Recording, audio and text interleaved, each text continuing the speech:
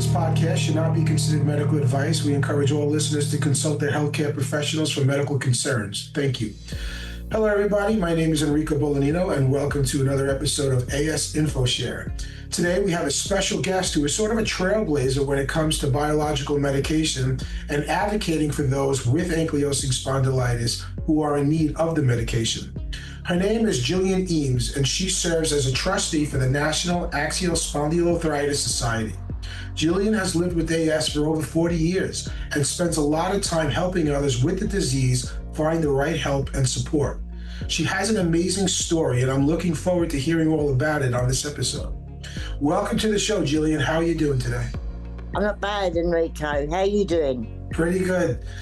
So I know you've told this story numerous times, but I really want to hear it, and I think it's important for our listeners to hear all about it. You were part of a drug trial over a decade or so ago. Yeah. Can you tell us about that and what happened afterwards? Right, it incorporates two parts of the journey of my life, really. There's a hospital in Somerset called the Royal National Hospital for Rheumatic Diseases. I was asked by a rheumatologist I was seeing locally, who was a great man that looked after me so well. He said to me about going down there when I was first put under his care. They call it the AS course, and it's where you spend 2 weeks with other people from different parts of the UK with the condition, and you learn the exercises that they assess that are tailored to you, because there's certain exercises I couldn't do because I've had spinal surgery. I've got rods and screws and God knows what else in my back, and I've got a couple of fractures. When I was down on one of these courses, and one of the research nurses contacted me and said I met the criteria to do this drug trial. And I'd heard little bits and pieces about biologic drugs, but didn't really go into too much depth about it. And she explained about it, and my children were teenagers and didn't rely on me so much as what they did when they were younger, and I just thought I might as well go for it because I was on some pretty powerful drugs then. Anyway, I signed all up, and the first 6 months, I think it was, I didn't really know whether you was on placebo or the real thing. So after doing my first injection, and I had to mix it up myself, and I felt like I could climb mountains. I just felt completely different, and I thought, no, this is stupid. Then I did, it was weekly. I used to do 2 a week, and then after a month, I realised I felt completely different in ways that I didn't have the horrible morning stiffness. The pain I was in was bearable, whereas before it was unbearable, and I just felt completely different in myself. So when I went down for the first checkup, I felt a bit of I thought, how can I tell this nurse that I feel fantastic, this, that and the other, when it might turn out I'm on the placebo? They think I'm off my head. So anyway, I told her the truth, and it turned out, long and short, I was on the real thing. But as she explained, it could have even happened if I'd been on a placebo, because it is psychological. So first of all, the trial was going to be for a year, but each year it got extended, and it lasted for 5 years. So, for 5 years, it was like a child being given a bag of your favourite sweets or toy. And after the 5 years, the drug was then going through the procedure that there is in the UK, which had to get NICE, National Institute of Excellence guidelines and all that to actually be prescribed on the National Health System. So the drug trial was coming to an end, and my rheumatologist, he was president of the British Society of Rheumatology, and he said to me, well, they're refusing to fund you. And I said, I'm not laughing, yeah? He said, well, yes, but what are you going to do? I said, no, that can't be.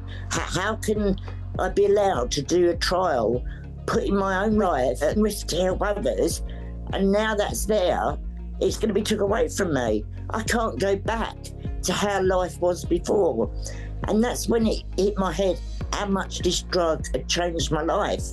Because the thought of going back to how that life was frightened me, because there was times before, there was times I didn't want to live. I was just in this constant cycle of pain, and I just kept thinking I can't go back to that. So I managed to get in contact with local radio, and I was emailing and trying to ring as many television companies because I thought I need that out there. And the actual pharmaceutical company that I was doing the trial for, they saw me as a good mouthpiece for their drug. So I had their public relations helping, the public relations company to help them helping me. So they were the ones that really got me on the footsteps of these places, but I did the work. And at last, it was London Tonight on your side, and they got back to me, and she come to visit me, and she heard my story, and she just said, no, this can't happen. And it was only through them and the marvellous coverage they give and the research work she'd done into my case. They got loads and loads of emails of all people saying, you know, how disgusting, how can this woman be treated like that? You know, all in my favour. That we got there in the end, and I overruled my health authority. They was told that they had to do this, so I didn't go down too well with them. But after this all happened, and obviously, yes, I was going to stay getting the drug, I sat back and thought, the very people that should be looking after me couldn't really give a damn, really. I nearly swore then. Couldn't really give a damn, really, about me as a person. I was just a number, a statistic of how much money I cost them. That's not right. So I decided I wanted to make a difference. I wanted my voice to be heard. So I used to say to youngsters, got in contact with me, because to be referred to this hospital in Bath, you have to get referred because my health authority locally has to foot the bill for it. So a lot of them don't want that money to go out of their pot. They're not thinking, oh no, it'd be good for that person to go there. So I used to say to many youngsters, go to your GP, tell them about Bath, show them the link, ask to be referred. They said, I can't. I used to say, go back and tell them it's your right. We've got patient's choice. We've got a choice. And so use that choice. I used to say, don't give up. Just don't give up. You'll get there in the end. So the two things that changed my life and helped me to manage to live this horrible condition, I couldn't even blooming say it, ankylosing spondylitis. For the first 2 years, I couldn't pronounce it, I couldn't spell it. I used to have it written down on a bit of paper, and I used to get it out. Medical professional people, I had to show that bit of paper because they didn't know what it was either. They couldn't pronounce it either. So just to review, you are asked to do this clinical trial. You're supposed to do the clinical trial for 1 year. You do it. Then they extend it for 5 years, right? 5 years. So after 5 years, the clinical trial comes to an end because the drug is now approved, correct? The drug is getting approved by these people, NICE, and that means that health authorities, they get approval. I'm sure I've got this right. If not, NASS will tell me and I can put it. They have 6 months to which implement giving people the drug. So if a consultant put you forward for that drug, they can't really refuse. So because what they did, they was going to make me wait for that 6 months grace space they get. I was still getting the drug. So they were going to take you off the drug for 6 months? They was not bothered at all that I wouldn't be on that drug and I'd go back to that awful pain. And while you were off the drug, you felt the pain come back? I was off it for a little while, and that pain was coming back. And the thought of that pain, I just couldn't go back to it. So now it's up to the state now, because you have a national healthcare over there, correct? That's right. And it's up to them to give it to you, but they're not approving it for you. But back at the time, Bromley Health Authority refused to fund me on it. Right. Even though the rheumatologist that looked after me locally put forward and done my appeal, and in my appeal to the health authority, he said Gillian's asked me to do this appeal for her. He quoted a manslaughter act to him, telling them that he treated me for severe depression in the past through this debilitating disease that we've got. And he quoted this manslaughter act to him. He said this decision is going to upset Gillian badly, and she's not going to take it lightly. And I'm just as concerned about her mental state as her physical state. So his appeal in itself, but they still wouldn't give in. They still made me appear on, I went on television 3 times. They tried to stop me from doing that, and I just wouldn't. I said, no, I can't deal with you, the politics of it all. We're talking about my life. You are not bothered at all. And it all boiled down to money, because at that time, the drugs were quite expensive. I don't know if you've got the same out in America. We've got biosimilars now. Yeah. Which are a lot cheaper and all that. Have you got the same? Yeah, the biosimilars came out in the US as well, yeah. Yes. I mean, and that's where it's so hard. The health system, we're very lucky in the UK. Who's that in America? You have to remortgage your houses to pay for it, don't you? Your health system is so different to what ours is. Yeah, we don't have a state. We have, it's commercial health, though. There are similarities if you're under Medicaid, if you're under a certain income level, you'll get Medicaid or Medicare. But for the most part, you have to either pay for your insurance or hope that your job pays for, if not all, a certain portion of your medication. And it goes through the same thing. You have to get approved, and sometimes the approval process can be a challenge. What was the drug? And Etanercept, Enbrel.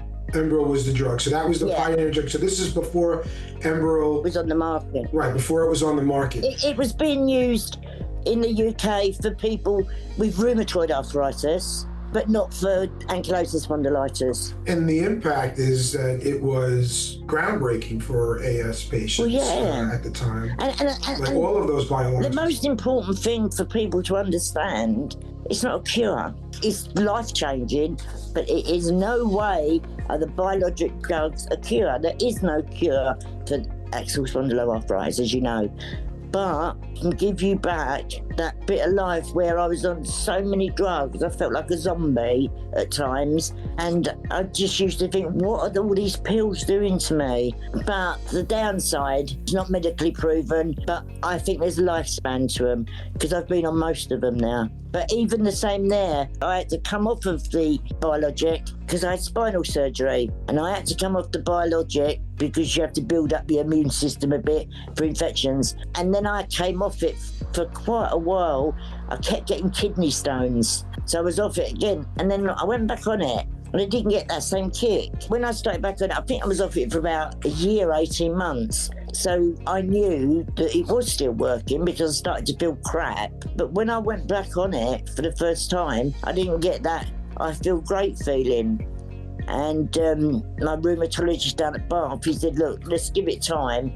But it never happened. So he then applied to my health authority to swap me. But their guidelines were that when you first went on the biologic, if the first one didn't work, you could change it in up to 12 weeks. So I didn't meet that criteria because I'd been on it years. So we had to fight again for it.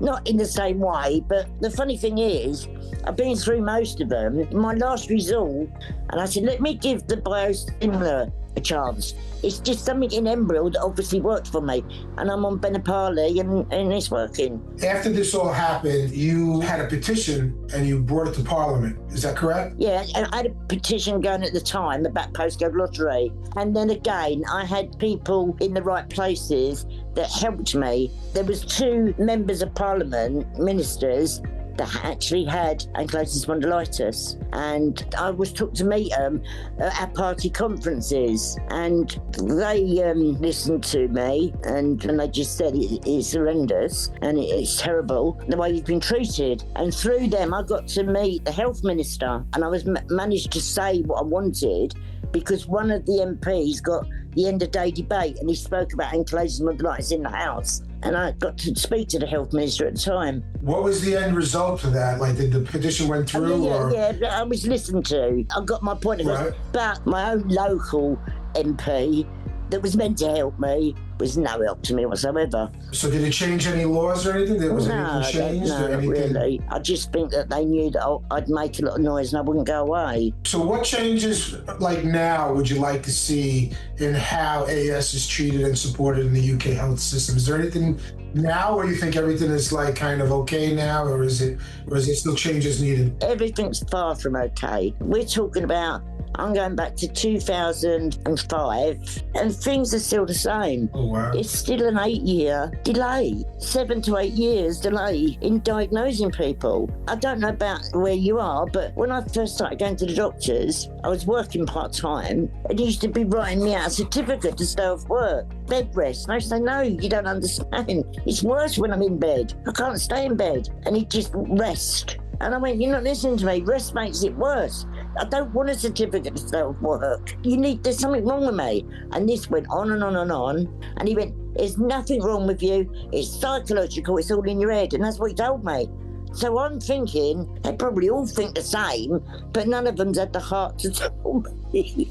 So when I finally got diagnosed, and that again was because I wouldn't give up. But there's lots of people out there that haven't got that in them. They just accept what they're told and go away. And so to me, it was very important that we raise awareness for this condition. I mean, I can only raise awareness in the UK because our health systems are different. But the one thing we've all got in common, and we can support each other worldwide, is we've all got the same condition. We all experience the same. As loving as my family are, as brilliant as my friends are, they don't get it. If I rang you up and said, oh, Enrica, this, that, oh, this, that, you fully understand where I'm coming from. My family would say, make a hot water bottle. We're like saying, why don't you shove your hot water bottle? Because it won't help me.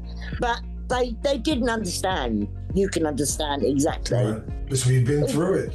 So now you've become an advocate for those with AS. So like, what motivates you to get involved and continue to be involved with AS awareness? Because till the day I die, it's important to me that nobody in this day and age should ever be left to get in the state that I'm in. The damage is done, it's irreversible. I was 5'2", I'm now 4'7". Them inches, they mean a lot when you're not that tall. I struggle because I can't look up directly. When I'm out, I struggle holding my head up. You should never see people like that now. Diagnosis shouldn't be taking that long. There's got to be greater awarenesses with GPs. I understand they've got a little knowledge of everything, but they haven't got much knowledge of ankylosing spondylitis. So let's get to our next question. Tell us about the National Axial Spondyloarthritis Society, NASS, and what kind of work they do and what kind of work you do there. I've always been a member of NASS, going back when I was in that postcode lottery battle, which was 2007. It was basically just a two-man show thing, really. But I contacted them because I said, I can tell them about my life. I can tell them about how AS has affected me. Things have now changed 20 years on. They're a charity that I'm proud to be part of. They're doing their hardest to raise awareness, to get this earlier diagnosis. They work with the physicians and with government and what have you. The current chief exec, he just took us right off the ground, but he couldn't do it without the team that he's got behind him. Quite a few of the staff have worked there for as long as I've been in contact with them, so it just proves they're very passionate about their job. And this might seem funny to you, but if I was in a bad way and I couldn't get hold or reach my rheumatologist, I would ring NASS, because the staff that have been there years, they haven't got the condition, but they're passionate. They actually make me feel a little bit better. Whether it's because they know the right things to say, I don't know. But I'm proud to be part of NASS. I always say to them, because I've been a trustee quite a few years now, perhaps I should stand down, let somebody else have a chance. I don't know what I bring to NASS, but they tell me, no, you are the voice of NASS. And what I can do, and this is my way of contributing, I'm not very good on all this Instagram, TikTok and all that old crap. Give me Facebook and Twitter. I can reach out and I can raise awareness, and people in the UK especially, they contact me, I straight away say to them, get in contact with NASS. In these social media groups, nobody should be giving medical advice, because we're not, physicians. You can say what maybe worked for you, but you should never say, do this, like that. I always say, I can give you support, but I can't give you medical advice. Look on the NASS website, they've got a medical advisory board. And with anybody that's overseas in the USA, I always say, you've got SAA, haven't you? Like the Spondylitis American Association. Spondylitis Association of America, yeah, that's the big one over here. I think we all suffer the same, but obviously our medical system and our health system is different.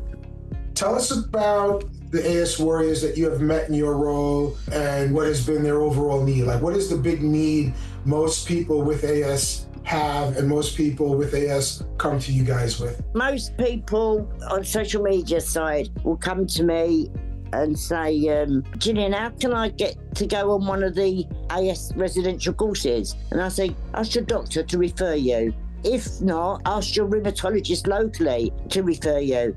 If they come back with, no, you can't get referred, you don't give up.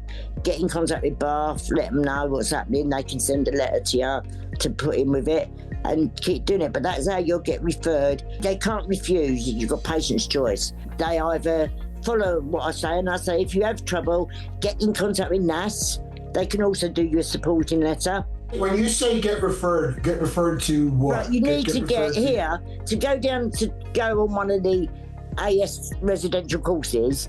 You need to get referred by your medical people and funded, really, to be able to go down to Bath to meet the rheumatologist there. We'll do an assessment, who will say, yes, I think a Bath AS course will help you. You can't just contact them and say, I want to come on an AS course, because it's run in a National Health Hospital. So now, what is an AS course? What is that? Right, it's what I told you about the hospital in Bath, the Royal National Hospital for Rheumatic Diseases. And people have to get referred to him or one of his team, and they will then say yes, whether they're eligible or think that they can, will benefit from the AS course. And on that AS course, I knew nothing about AS. As I said earlier, I couldn't spell it, couldn't say it. And I went down on one of the courses over 30 odd years ago. It was nearly all men there. There was one other lady. And you see, on that course, you get tailored exercises and stretches that you have to do, which are all the same. We all do the same. They teach you things that I wouldn't think of. Always take up your medication if you've got stairs. Always have a set upstairs in case you can't get out of bed, in case you can't get downstairs. Always have a bottle of water. So what I was always taught down in Bath, the 3 Ps: prioritise what's important for you to do, plan it and prepare it, which makes sense. But to me, I'm one of them that do things at the spur of the moment, which is not good. I'll get up, I'll feel good, and I think I'm going to clean the windows. I'm not one of the people that can say, well, I'll leave it and do the rest tomorrow. I'll do it till I'm nearly dead. So they teach you all these things down at Bath, and then you have hydrotherapy, you have exercises, you have personal ones, you have joint ones where you'll sit in a group and do your neck exercises, the breathing exercises and down the side and all things like that. And then you have talks by dietitians, psychologists come and talk to you, because at times I did think I was going mad. And the day I got that diagnosis, I was told by this great doctor locally, you've got an incurable disease to your spine. And this is always stuck in my head. I said, can you help me? He said, yeah, I can help you, but it's got to be a 2-man show. I said, what do you mean? He said, it's no good me helping you if you don't help me. It's no good you helping me if I don't help you. And I said, what do you mean? He said, I'll look after you medication-wise, but you have got to do a lifetime of exercises, which is true. When I went down, I thought I was the only person in England that had this disease that I couldn't say. When I went down to Bath, and I met these other people, and we was all sitting in a thing having a group chat with the consultant down there. There was one guy on the course, he had a jaw replacement. The AS affected his jaw. Well, that frightened the life out of me because I love talking. And when I come home, I said to my rheumatologist, there was a guy on the course and he had a jaw replacement. Is my jaw going to fuse? And he looked at me and went, I hope not. Right. But it was things like that made me realise, I've got to do jaw exercises and little things. I used to get a lot of trouble with my feet and this plantar fasciitis. I've learned that they are all connected to the AS. But being with other people and living for 2 weeks with them people, one, I've made some great friends over the years. So I've formed my own sort of network of people.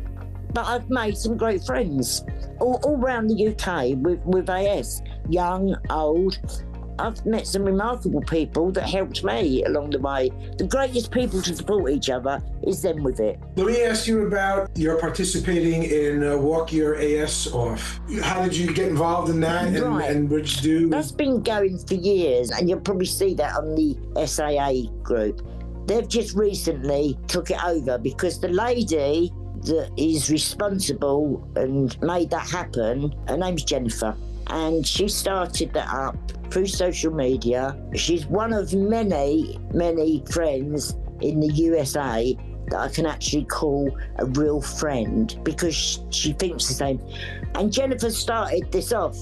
She just thought, what can she do to raise an awareness, to bring AS people together globally, worldwide. So she started this Walk Your AS Off. And what was good was there's people that still on social media say, oh, I'm having a really rough day, I can't get out of bed. I feel like shaking them and saying, get out of bed. You're not going to get better lying in bed. Get out of bed. You've got to work through that pain, but you've got to do it. You've just got to do it. You've got to work through that pain, take your medications properly, and find the best way you can of dealing with that disease. So Jennifer is a really dear friend, and she started Walk Your AS Off for that reason, to inspire people that don't get out and walk much, just to record your daily steps for the month of May, because I think World AS Day falls within May. Indoors and outdoors, if you don't go out the house, you can still record your steps because everybody has to walk around, go to the toilet and cook dinner. And all that is to encourage people. Doesn't matter if you do 200 steps a day or 22,000 steps a day. It doesn't matter. It's all about taking that extra step each day. It came in good, really, when we was all in this terrible COVID pandemic, because a lot of people became isolated again. And I took on a retired guide dog. A guide dog is a dog for people that's blind. And I took Rosie dog on, this black dog, she's not with us no more, when she retired. So she helped me, because I used to look at her and think, I've got to take you out. She was a Labrador, so to take her out for a walk and all that. But just Walk Your AS Off is really about trying to encourage people in England to wear orange. In the USA, I think it's blue. And I started off in Jennifer's Blue Apples team. And I said to her one day, should I start a team in the UK? She went, that'd be fantastic to get as many people in the UK involved. I said to her, well, let's be an orange apple. I've never seen an orange apple. So that's how it came about being called Orange Apple. Because what we found was people in the USA were posting different times to us, obviously, for the time gaps. So you haven't got to join the UK one and you haven't got to join the American one, join whatever team you like. But that's how it came about. It just grew and it got bigger and bigger and bigger. In the end, it did get a bit much for Jennifer, and now the SAA have took it over, which is good. I used to say to people, look, if you're saying you haven't walked much, if you've done any gardening, you could convert that into steps.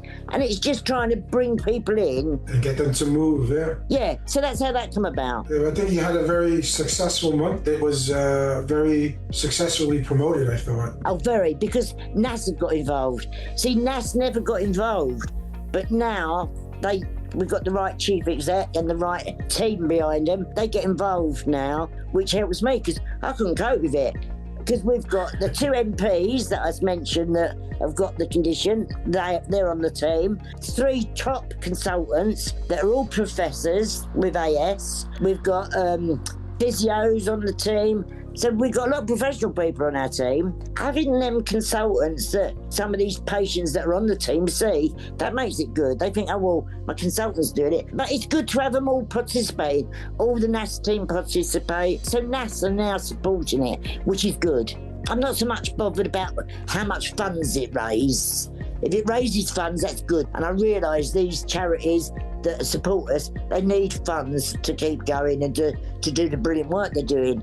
But to me, it's about raising awareness. Gillian, thank you so much for being with us today. It's been a real pleasure hearing your story and the honest way you shared what it's like to live with AS. Your work as an advocate and everything you do with NASS and the community is really appreciated. If you listeners would like to learn more about the National Axial Spondyloarthritis Society, head over to nass.co.uk. That's nass.co.uk. And a big shout out to the Royal National Hospital for Rheumatic Diseases in Bath for the amazing care they continue to provide and for the amazing care they took of Gillian. You can find more conversations like this on our YouTube channel and our podcast, AS Info Share. Please subscribe to our YouTube channel. Please like it, share it, and get the word out if you can. We're also on Facebook, Twitter, and Instagram. So come follow us and join the conversation. And don't forget to check out our website at asinfoshare.com. You can go there, you'll see all our videos. There's links to all our social media channels and a few other things. So please take a look. And again, I can't stress it enough, please subscribe to our YouTube channel. Thanks again, Gillian, and thanks to all of you for listening. Take care, and we'll see you next time.